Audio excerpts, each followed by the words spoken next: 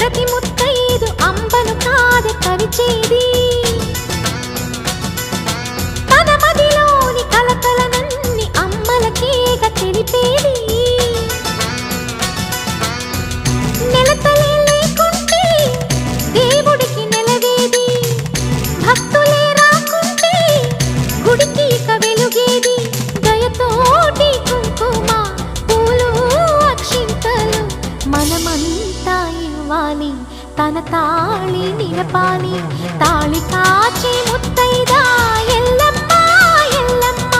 పోదామా ఎల్లమ్మ ఉసురు